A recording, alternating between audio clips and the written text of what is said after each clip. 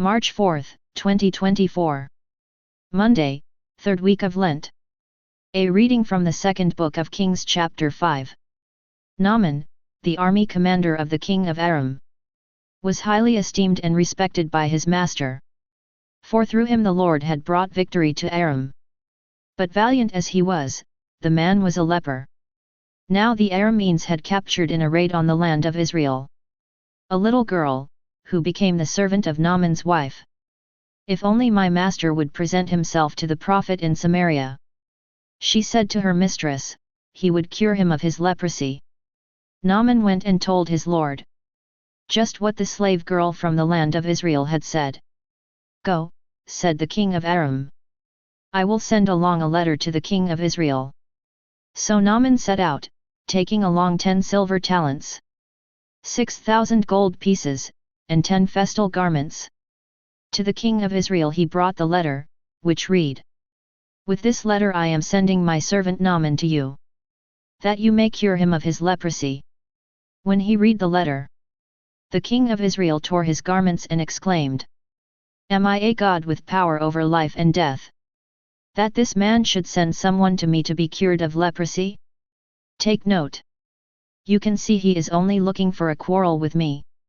When Elisha, the man of God, heard that the king of Israel had torn his garments, he sent word to the king, "Why have you torn your garments? Let him come to me and find out that there is a prophet in Israel." Naaman came with his horses and chariots, and stopped at the door of Elisha's house. The prophet sent him the message, "Go and wash 7 times in the Jordan, and your flesh will heal, and you will be clean." But Naaman went away angry, saying, "I thought that he would surely come out and stand there, to invoke the Lord his God, and would move his hand over the spot, and thus cure the leprosy. Are not the rivers of Damascus, the Abana and the Pharpar, better than all the waters of Israel? Could I not wash in them and be cleansed?" With this, he turned about in anger and left. But his servants came up and reasoned with him. "My father," they said, "if the prophet had told you to do something extraordinary, would you not have done it? All the more now, since he said to you, 'Wash and be clean,' should you do as he said." So Naaman went down and plunged into the Jordan 7 times.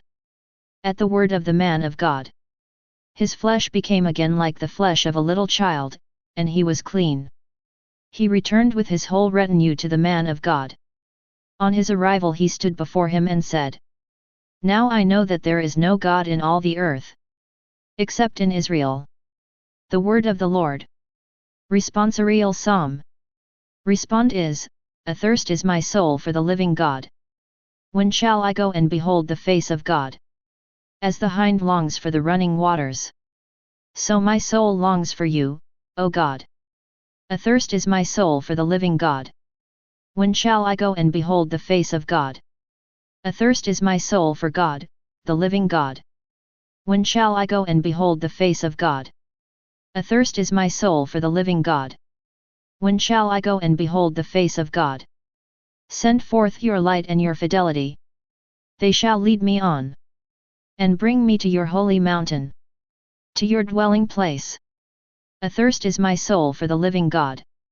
When shall I go and behold the face of God?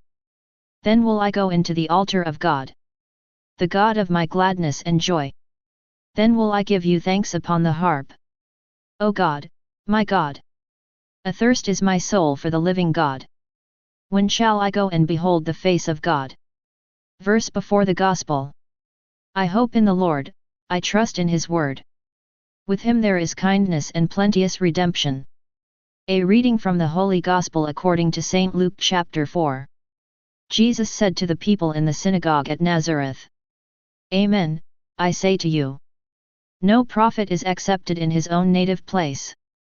Indeed, I tell you, there were many widows in Israel in the days of Elijah, when the sky was closed for 3.5 years, and a severe famine spread over the entire land.